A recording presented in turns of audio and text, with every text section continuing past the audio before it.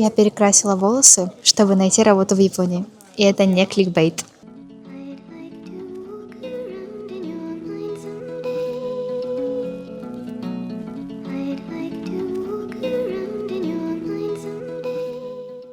Конничуа, Эриса дес. И вы на канале Палитра японских дней. У нас сейчас как раз та самая пора цветения сакуры. Я нахожусь в очень-очень красивом месте. Позади меня река. Надо мной везде, повсюду сакура. Но так как я сижу на склоне, здесь вот так уклон идет в воду, да, я пытаюсь усидеть на месте и не скатиться в воду. Поэтому прошу немножечко терпения. Наше видео будет состоять из двух частей. Первая часть — это история из моей жизни, а также история того, почему мне пришлось действительно перекрасить волосы, чтобы начать ходить на японские собеседования. А вторая часть больше про какие-то общие правила, которые есть в японских компаниях, правила для приема на работу, правила для прохождения собеседований, да. То есть, если вы будущий кандидат, который хочет найти работу в Японии, возможно, вам было бы интересно это услышать. Для начала давайте посмотрим на то, как я выглядела до начала поисков работы в Японии. Вот и фотография. Да, я была обладательницей роскошных длинных волос русалочки, красных, ярких, и мне это очень нравилось. Я красила волосы еще со школьных времен, и это не вызывало никаких больших проблем в моей жизни, в том числе и в поисках работы, когда я стала старше и уже оканчивала университет. Это вот говоря о российском моем опыте. Также, так как я была дизайнером, да, я была представителем креативной индустрии, скажем так, мне какие-то маленькие шалости в изменении внешности прощались. У меня нет никаких проколов, татуировок и так далее, но красные волосы — это всегда было то, что меня выделяло, поэтому я иногда переживала по поводу того, примут ли меня вот такую. В России минимально, а приехав в Японию, я начала переживать об этом только тогда, когда начала искать именно работу. Правила для поиска работы в Японии, они, конечно, более консервативные. Именно поэтому еще до того, как я начала ходить непосредственно на собеседование, ну вот начала готовиться к ним условно, да, я сразу поняла, что мне придется изменить мой яркий красный цвет волос. Я хотела сначала обесцветить волосы, а потом перейти обратно в русый цвет. Обесцветить их нужно было, потому что когда волосы у тебя красные, когда они красные долгое время, бахнуть на них просто русый цвет — это, конечно, смело. Я понимала, что мне нужно полностью сначала избавиться от красного, а потом уже как бы возвращать свой родной. Но когда я перекрасилась, да, то есть когда я светлилась и стала похожа скорее на цыпленка, я поняла, что мне и так в целом нравится, почему бы и нет. Я бы скорее хотела сделать себя светлее, чем цыпленок, нежели хотела бы перекрашивать волосы в более темные цвета. И, собственно, на этом цвете я остановилась и хожу с этим цветом до сих пор. Помешало ли мне это как-то, когда я искала работу? Наверное, все-таки нет. Я могу сказать, что скорее нет, чем да, потому что в итоге работу я нашла, она была хорошая, и скажу более того, когда я начинала искать работу, мои знакомые говорили мне там: Лиза, не переживай, ты выглядишь как натуральная блондинка, все хорошо, что меня сильно удивляло, потому что, ну, как бы я сразу вижу, что это не натуральный цвет, да. Но в Японии они не особо разбираются, какой цвет натуральный или нет. Не только в Японии, вообще в Азии. Была одна интересная ситуация с моими коллегами, и она повторяется каждый раз, когда в компанию приходит новый коллега. Эта ситуация выглядела примерно так. Я только устроилась в компанию, и мои коллеги решили меня поддержать, и поэтому они решили повезти меня в ресторан русской кухни. В этом ресторане официантка была обесцвеченная, как и я. У нас просто разные были тона, но в целом вот обесцвечены. И коллеги в какой-то момент начали говорить о том, что, скорее всего, вот такой цвет, он распространен в России, раз и у Лизы, и у этой девушки, да, одинаковый цвет волос. И в этой ситуации мне, конечно, пришлось им объяснить, что не так уж сильно распространен этот цвет в России, да, объяснить, что это окрашенный цвет волос, и что, скорее, чуть больше распространен русый цвет, да, вот с такой внешностью, как у меня. Поэтому, да, они были немножко удивлены. но почему вообще появляется такая ситуация в Японии, да, почему возникает в Азии такая ситуация? Потому что не только японские друзья мои, все мои друзья из Азии в какой-то период жизни считали, что у меня натуральный цвет волос. Более того, даже когда у меня был красный, но подсмывшийся цвет, они считали, что это натуральный цвет. Вы просто представьте общество, в котором каждый человек рождается с одинаковым цветом волос и глаз. Черный и карий, да. И по этой причине у них скорее даже не возникает вопросов, когда они встречают человека с таким цветом волос и глаз, да, то есть для них это максимально естественно. И неестественно, когда оттенки другие. Они очень хорошо определяют там черный какой-то более, чуть-чуть более светлее русый, не русый. Они сразу могут сказать, что вот, например, человек мог осветлить свои волосы. Но иностранец – это другое дело. Знаете почему? Потому что медиа, фильмы и вообще вся вот эта вот наша онлайн-активность, она повлияла на их сознание, ну, как бы интересным образом. Для азиатов, я говорю в общем, потому что я не могу назвать конкретный перечень стран, да, в которых ну, вот похожий тип мышления, да, все-таки таких стран может быть много. Для них иностранец, да, особенно с такой внешностью, как у меня, это человек, у которого может быть самый разный цвет глаз, самый разный цвет волос, самый разный оттенок кожи. И как бы тут скорее надо им не удивляться, когда они видят другой оттенок волос и глаз. Да? То есть это что-то вроде как диковинка. Особенно для людей, которые, ну, как бы никогда в иностранное общество не входили, то есть не переезжали за границу, да, у них не было там учебы за границей, работы за границей и так далее. В общем-то, такое мышление, да, может показаться нам странным, что вот они всех под одну гребенку, а иностранцы разные, да, там не все блондины с голубыми глазами, там, если они из России, да, или из какой-то другой страны. Кстати, меня также спокойно называли постоянно американкой, или некоторые люди думали, что я из Великобритании, хотя, извините, у меня даже язык пока что, ну, не на таком же уровне, но, допустим. Но в России обратное мышление. Если ты увидишь натурального человека, да, с натуральным рыжим оттенком волос, что ты подумаешь в первую очередь? Что он красится.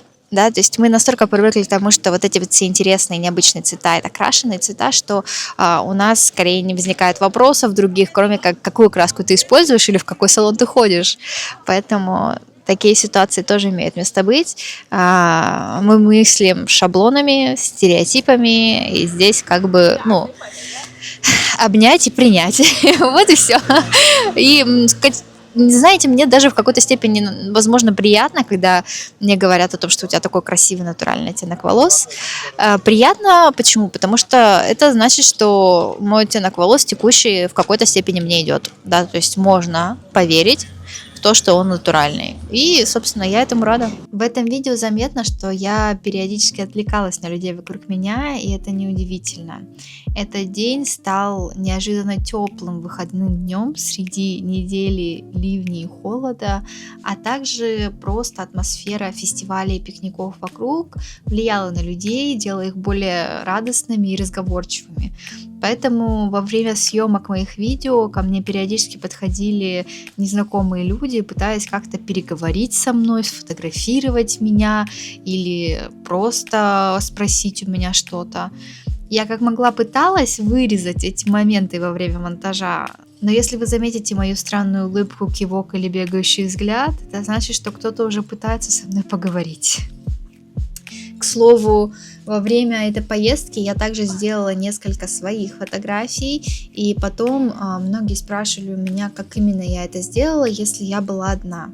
Собственно, здесь нет никакого секрета, я использовала штатив, а также приложение от камер, которое можно использовать с телефона.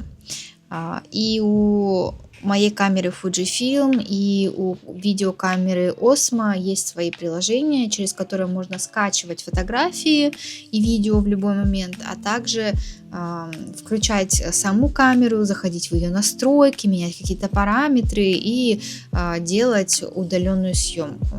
А в Osmo и вовсе можно поднимать, опускать, двигать вправо-влево объектив. Так что таким образом я тоже немножко поразвлекалась, пока пыталась все снимать удаленно. А теперь перейдем ко второй части видео про внешний вид и поиски работы. Вы знали, что внешний вид играет решающую роль на первых собеседованиях в Японии? Обычно в Японии проводится не одно собеседование, а несколько, и первое из них как раз-таки позволяет отсеять большее количество кандидатов. И вот как раз-таки на них то, как вы выглядите, это, наверное, 60 или даже 70% успеха. Говоря об этом, говоря о внешнем виде, давайте разделим типы собеседований на онлайн-собеседование и очное собеседование. Да? Когда у вас проходит очное собеседование, вы приходите в компанию и разговариваете напрямую с SEO или с какими-то другими людьми. Например, это могут быть члены вашего будущего департамента какого-нибудь, либо даже глава компании, если это какая-то небольшая компания. И в этом случае ваша оценка начинается с того момента, как вы приближаетесь к зданию. То есть, когда вы оказываетесь рядом с зданием, вы уже можете встретить своего будущего коллегу, вы уже должны будете подойти к стойке там регистрации, например, да, и сказать, кто вы, зачем вы пришли. И ваши манеры могут показать, какой вы человек, да. Поэтому внешний вид здесь одна из множества составляющих, да, то есть на очных собеседованиях очень много аспектов создают единый образ кандидата, да, например, то, как вы одеты, то, какая у вас прическа, то, какие у вас манеры, то, как вы разговариваете, все это вместе создает вот 100% того образа, который нужен. В онлайн-собеседованиях, напротив, вы подключаетесь просто онлайн, да, к собеседованию, и вы один из таких же кандидатов, который просто подключился. У вас нет возможности особо показать манеры, у вас нет возможности особо показать, что вот вы одеты с иголочки, у вас все идеально, да, вы выучили весь вот этот культурный код, который должен быть. И поэтому вы как бы, на одном уровне с остальными вы не можете настолько сильно выделяться и больше обращаться внимание на то, что вы говорите и как вы говорите. Конечно, вот в онлайн-собеседовании, естественно, легче услышать какие-то ошибки, и, собственно, по этим ошибкам и может определяться, там, пройдет кандидат на следующее собеседование или нет. Опять же, очное собеседование – это полноценный, 100% образ, который складывается из множества факторов. Мне кажется, я скатываюсь. Я определенно стала чуть ниже по сравнению с тем, что было раньше. Вот что значит сидеть на склоне, зато сакура на фоне. Я прям довольна. Я еще в белой юбке, а земля влажная. Это, конечно, таз. Ну, ладно. Так вот, говоря про очное собеседование, я могу привести в пример одну ситуацию. Я пыталась как-то пройти в компанию, которая связана с переводами, и там в том числе нужен был человек, который владеет русским языком как носитель. Это очень редкая вакансия на японском рынке, и я прошла этап с резюме, меня пригласили на собеседование, но я провалилась на собеседовании. На собеседовании была одна интересная ситуация, которая как бы была связана с моим внешним видом. У меня были туфли. И обычно для собеседования нужны простые черные туфли на высоком каблуке, бла-бла-бла. Но у меня были туфли с застежкой, которую не очень удобно было расстегивать, если вам нужно было разуваться. Но я думала, что я иду в офис, в компанию, в которой не нужно будет разуваться, да, условно. Вы просто проходите в холл и так далее, да. Я, кроме этой компании, ни в одной другой не разувалась, назовем это так, для собеседования. А конкретно эта фирма, она была расположена в небольшом домике. Я сейчас могу показать пример. Вот напротив меня. Вот что-то вроде вот таких домиков есть, да? И эта фирма была расположена в таком обычном, как будто частном домике, просторном, отремонтированном от и до, да, то есть они попытались этот просторненький домик переделать под офисные помещения, и там были вот как раз комната, зал, где стояли столы, можно было проводить собеседование, да, еще какие-то места, но в целом это был дом. Следовательно, там был генкан, а генкан — это порожек при входе, на котором люди обычно разуваются, да, переобуваются в тапочки и входят в дом. И все было нормально в начале, да, я очень долго снимала эту застежку, но все-таки сняла, и все было нормально. А вот на обратной, когда я уходила, да, там было не все так однозначно. Во-первых, это было собеседование, на котором меня собеседовали 4 или 5 человек, да, от меня одну. И это норма в японских компаниях традиционных, не удивляйтесь. И эти все 4 или 5 человек пошли провожать меня до выхода. И тут на выходе я поняла, ситуация таз, потому что мне нужно надеть эту туфлю, не садясь жопой на порог, балансируя как цапля, желательно быстро и красиво, а быстро точно нет. как бы, а если хочется красиво, то вообще 100% быстро нет. Поэтому, да, в той ситуации я начала, когда надевать свои туфли, это было немного неловко, потому что 5 человек стоят надо мной и ждут, да, это вот правило японского менталитета. После собеседования тебя обязательно должны до какого-то места проводить. Как минимум до лифта, если это крупное офисное здание. Ну, как бы в нашем случае, да, меня провожали прямо до дверей. Ну, и это были позорные несколько минут в моей жизни, когда я пыталась быстро надеть туфлю, застегнуть ее и убежать.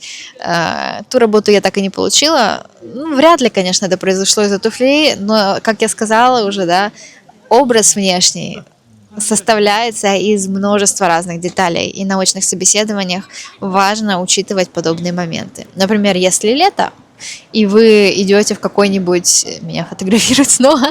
Например, если лето, и вы идете в какой-нибудь рубашке, в пиджаке, штанах, в которых жарко, да, то есть это не специальные тонкие ткани, а вот обычные ткани, в которых жарко. Ну, учитывайте, что вы, скорее всего, пропотеете, возможно, появится запах, и, возможно, появятся пятна на одежде. Насколько хороший образ у вас будет, когда вы придете на собеседование? Вот это хороший вопрос. Поэтому некоторые люди, будучи подготовленными, специально снимают пиджак, едут не в пиджаке, пиджак держат в руках, да, или покупают костюм из тонких тканей. Кстати, у меня именно такой костюм. Я и зимой, и летом его носила, да, но зато в нем не жарко было. Собственно, это мой совет. Вы можете сказать, что эта ситуация не только в Японии, во всех странах так оценивают по внешнему виду, нужно создать хорошее впечатление, это правда. Но только здесь больше аспект того, что внешний вид это не какая-то там, знаете, типизированная красота, которую ожидают увидеть от кандидата, да, потому что кандидат красивый, значит мы его берем. Кстати, в зависимости от вакансии, конечно, такое может быть, если человек должен торговать своим лицом условно. Но в целом здесь важно немножко другое. Если человек аккуратный, значит, он умеет соблюдать правила. Если человек одевается специальным образом, а в Японии нужны специальные костюмы и специально одеваться, правильно для собеседования, да, это значит, что он понимает правила игры. И в особенности иностранцам нужно понимать правила игры. Нужно, потому что если вы пытаетесь показать, какой вы уникальный, или думаете, что проскочит, пройдет. Не проскочит, не пройдет. В некоторых компаниях, возможно, и да, но это мизерное количество. Например, я встречала только в одной компании, в компании Sony, и я предполагаю, что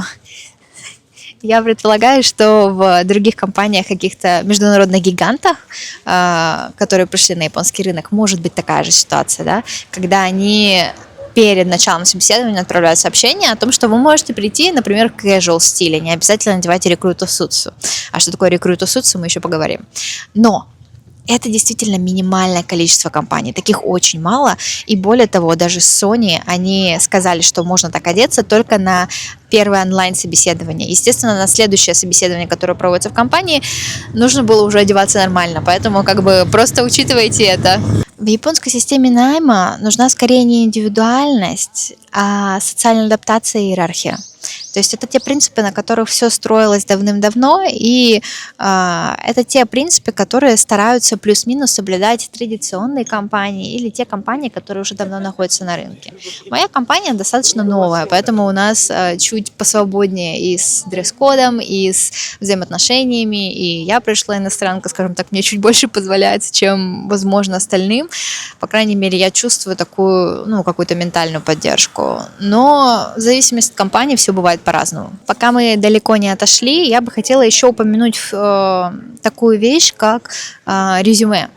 Я не буду вдаваться в подробности, как именно выглядит японское резюме сейчас, это разговор для какого-то отдельного видео, но оно тоже строго типизировано, то есть это не как в России скачал где-нибудь что-нибудь, там в конве можно забить, там дизайн добавить и так далее, нет.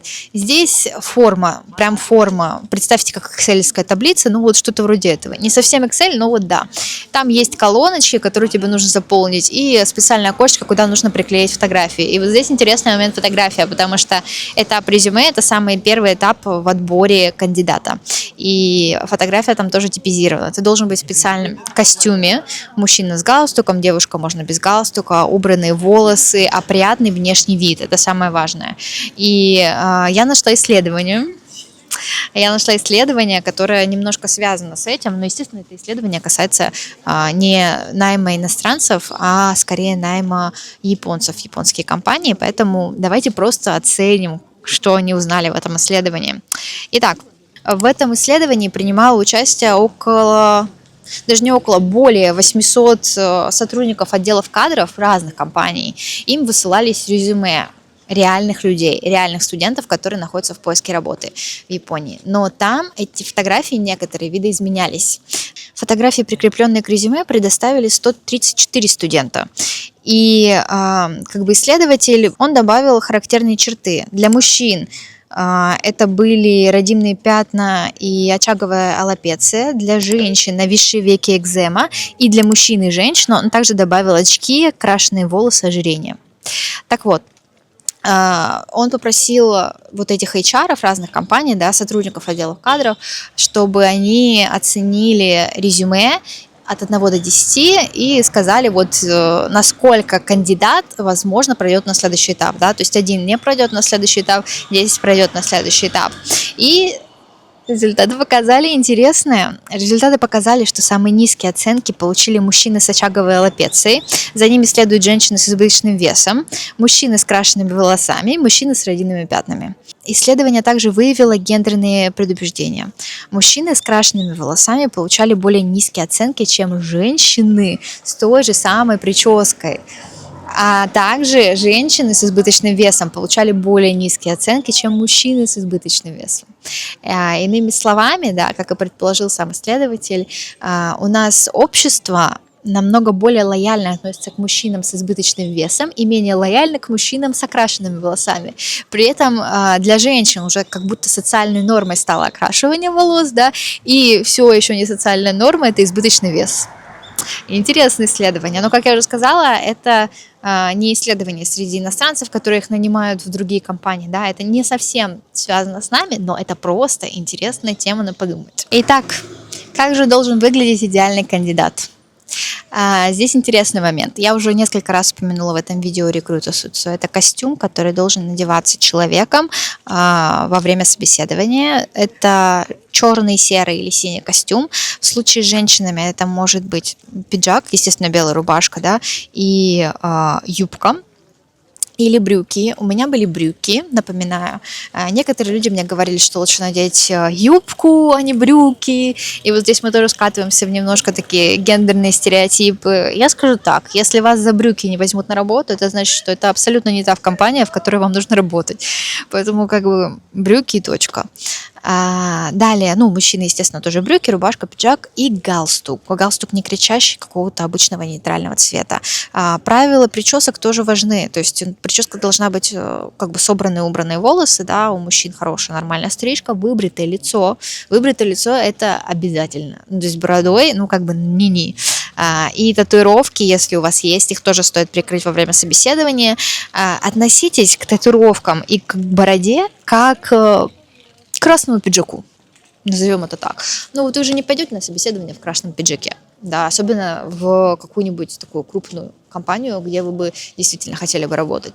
Это не значит, что потом, когда вас наймут на работу, вам придется это скрывать. Если у вас не совсем какая-то ужасная компания, да, и вы по первым звоночкам поймете, что это плохая компания, да, то потом вообще спокойно можно будет говорить о татуировках. Это не... Скажем так, сейчас это не настолько сильно возбраняется, особенно в случае с иностранцами. Да, это все еще тема под вопросиком, но при всем этом довольно много моих друзей и знакомых имеют татуировки, и если у них где-то на частях тела это есть, это все нормально, да. Конечно, если у вас татуировка на все лицо, здесь вопросики уже у меня, но, да, на руках, ногах, на туловище, почему нет?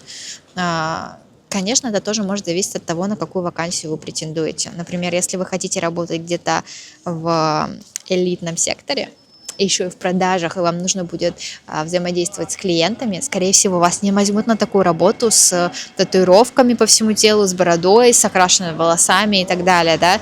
Вы сами понимаете, что все работы, которые связаны с взаимодействием с клиентами, они все такие, там больше придираются к внешности. Поэтому как бы все также зависит от той среды, в которой вы будете. Опять же, я дизайнер. Зная моего начальника, вполне возможно, что он бы меня и с розовыми волосами принял бы на работу. Но я нашла его уже в конце моего пути, не в начале. В начале я сначала прошла через горы проб и ошибок. Так вот, я дизайнер, и прямо сейчас, работая в компании, я замечаю, как мои коллеги тоже красят волосы. Не в красный, но обесцвечивают, меняют. У нас мальчик, вот Скорешечка такой есть, он тоже дизайнер, он сделал себе градиентик из русого в натуральный черный, да. Они делают какие-то косметологические процедуры, у них там красивые у девочек ногти, да, они там носят какую-то интересную одежду. Вот девочка в бирюзовом платье недавно приходила. То есть у меня в компании, во-первых, нормальная такая обстановка, а во-вторых, мы просто не контактируем с клиентами, если про дизайнеров чисто говорить. Так что вот это вот влияние профессии тоже присутствует. Вообще я проходила тоже как-то собеседование в одну компанию издательскую, и там глава департамента, в который меня хотели изначально нанять, это уже было самое последнее собеседование, могла получить эту работу, если бы не мой тип визы, который был на тот момент. Так вот, вот этот вот мужчина прекрасный, он пришел на собеседование в толстовке. И там еще что-то было написано такое веселенькое. Но он был глава отдела, в котором рисуют мангу. Да, то есть и издательская вот эта компания, она занималась выпусками томов манги и книг, которые вот плюс-минус с этим связаны. Поэтому вы сами понимаете влияние среды. Была еще одна интересная ситуация, уже непосредственно с моей вот этой компанией, в которую я пришла. Когда я пришла на первое собеседование, да, это к вопросу об очных собеседованиях, о том, что вам нужно быть осторожным еще до того, как вы зайдете в офисное здание, да. Я подождала некоторое время перед офисным зданием, чтобы прийти тютелька в тютельку. И когда я подошла к лифту, уже даже вошла в лифт, и двери начали закрываться, внезапно я увидела, что кто-то бежит в сторону лифта и как будто тянется к нему. Я остановила дверь, вошел человек, я придержала, и вы знаете, в японских лифтах есть определенные правила, да, то есть если ты там находишься рядом с этой панелью переключения кнопок, да, там ты можешь придержать дверь, ты можешь как бы закрыть дверь, ты должен выбирать правильные там кнопки типа на какой этаж, да, и так далее и тому подобное, закрывать дверь, придержать дверь для еще одного какого-нибудь другого человека, ну, в плане, если он там собирается выходить. В общем-то, вот эти правила, они есть. И в тот момент, еще не знаю, кто был со мной в лифте, я, собственно, этим правилам следовала. То есть я, во-первых, остановила лифт, да, в этот момент резко, хотя двери уже были почти закрыты. Я, позволила ему войти, назовем это так, да. Потом спросила, какой ему этаж нужно, нажала на нужную кнопку. Он параллельно, он был тогда не в пиджаке, это было жаркое время, как раз лето, и он быстро при мне начал надевать этот пиджак. Вот, по итогу мы доехали до его этажа, я его выпустила и пошла дальше на какой-то свой этаж. И через некоторое время, да, ожидания, выходит он ко мне и представляется, я типа владелец этой компании. Вот, приятно познакомиться. И я понимаю, что да, я тебя уже видела. Я понимаю, что если бы я в тот момент повела себя не как обычно, я повела себя как обычно. То есть если я вижу, что кто-то бежит, я не стану закрывать двери лифта намеренно. Да. Если я понимаю, что я там могу как-то помочь человеку, я все равно попытаюсь это сделать. И, возможно, эта ситуация могла бы произвести немножко иное впечатление на меня, как на кандидата в тот момент, хотя, это вот просто маленькое и, в общем-то, не особо влияющее ни на что стечение обстоятельств. Однако, если бы я тогда произвела плохое впечатление, а я могла, я могла бы, то, конечно, работы бы я это не получила. Поэтому, думайте о том, где вы находитесь, думайте о том, какая застежка у вас на туфликах, да, правильно подбирайте костюм, да, не забывайте про именно рекрутацию и к резюме относитесь достаточно ответственно тоже. А на этом у меня все. Если вам интересны темы, связанные с поисками работы, я рекомендую заглянуть в мой телеграм-канал. Я уже писала там публикации, прям целый ряд публикаций под названиями «Как найти работу в Японии с нуля». И если вы там вобьете в поиске, вы обязательно найдете посты и даже, возможно, обгоните меня, потому что в своих видео последующих я вот каждый аспект собеседования хочу постепенно раскрывать. А там уже в постах что-то есть дополнительное. И И я надеюсь, что вы продолжите поддерживать мой YouTube-канал. Как видите, я очень стараюсь. Я приехала в другую префектуру сегодня, чтобы заснять сакуры и записать это красивое видео на красивом фоне. Я только начала снимать видео, поэтому я очень надеюсь на вашу поддержку. И у меня теперь точно все. Мите курите аригато.